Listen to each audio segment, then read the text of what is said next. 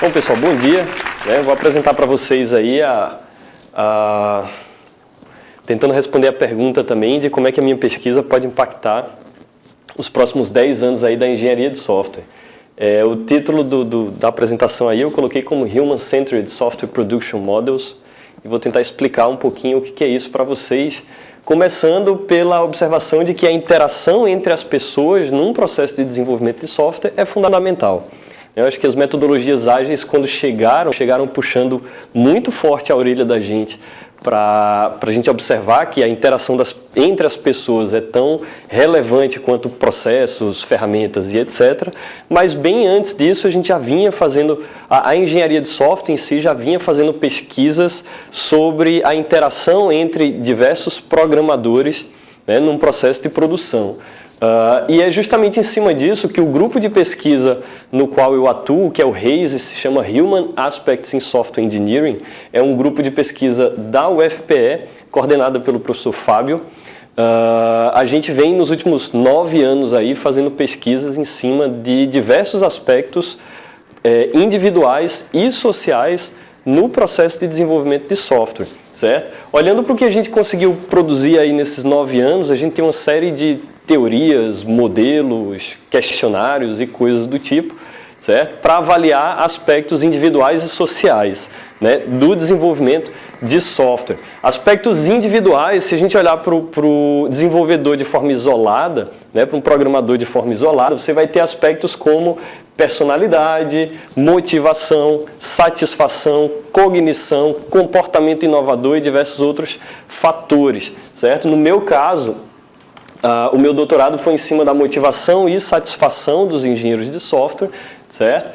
E tudo isso a gente vem pesquisando em cima sempre com cuidado de buscar o task fit. O que é o task fit?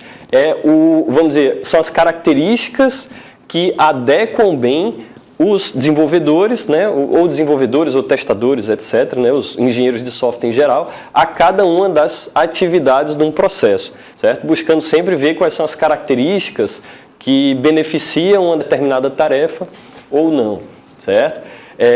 Mas quando a gente olha para o processo como um todo e não só para o indivíduo de forma isolada, a gente vai ver que tem uma série de outros fenômenos que emergem aí da interação entre os engenheiros, né, que a gente vem estudando dentro do tema aí de equipes de software. E aí são coisas como coesão da equipe, comunicação entre os integrantes da equipe, a gente tem critérios para formação, para composição de equipes e diversos outros elementos aí no contexto do conjunto, né, de desenvolvedores. O legal é que pesquisar essas coisas fez a gente buscar nas ciências sociais um conjunto de métodos e técnicas de pesquisa, certo? Que a engenharia de software a gente enxergava que ainda era um pouquinho muito jovem, né? E aí a gente foi buscar lá nas ciências sociais técnicas como a própria revisão sistemática da literatura, antes de virar essa febre que é na engenharia de software. A gente já vinha fazendo pesquisas com revisão sistemática de literatura, com estudos de caso, pesquisação, etnografia, meta-etnografia e coisas que na engenharia de software, se muito, a gente vê lá dentro da IHC, né? Mas no desenvolvimento de software em si, de pouco tempo para cá é que esses métodos vêm sendo melhor explorados, né? Olhando para os nossos próximos passos, para os meus próximos passos em particular, né, nos próximos 10 anos e como é que eu acho que esse negócio pode impactar no dia a dia do desenvolvimento de software, a primeira coisa que a gente vem fazendo, que eu venho fazendo junto com o grupo lá do HASE na UFPE,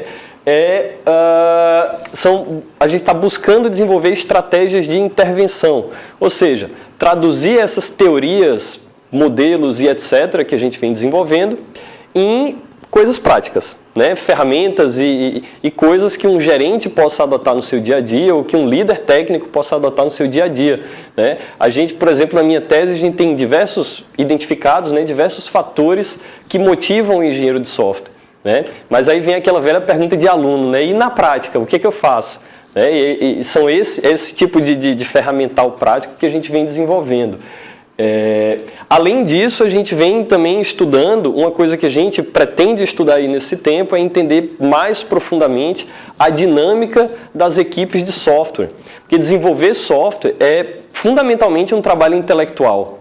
Então exige uma interação e uma comunicação muito maior do que em outros tipos de equipes, certo? Se a gente olhar, por exemplo, para equipes como no esporte ou no contexto militar, né, a gente está falando de um artefato, vamos dizer assim, que tem uma série de características particulares. E por causa disso, as equipes funcionam de um jeito bem particular. E a gente está se debruçando sobre esse problema aí para entender de forma profunda não somente uma equipe de software genérica, mas quais são os tipos de equipes que existem também, né? E uma das coisas aí que está no nosso mapa para os próximos anos é justamente tentar identificar e estabelecer, vamos dizer assim, uma taxonomia que nos permita entender diferentes tipos de equipes, certo? Como é que uma equipe em uma determinada configuração em uma empresa funciona e como essa equipe é diferente de uma outra equipe que tem uma configuração diferente em uma outra determinada empresa,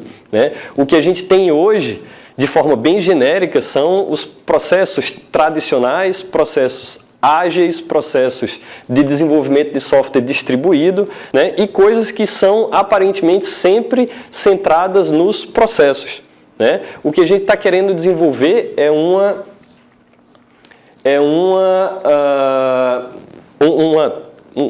categorização de equipes que seja mais centrada no ser humano, certo? E na forma como essas equipes interagem dentro do processo de desenvolvimento.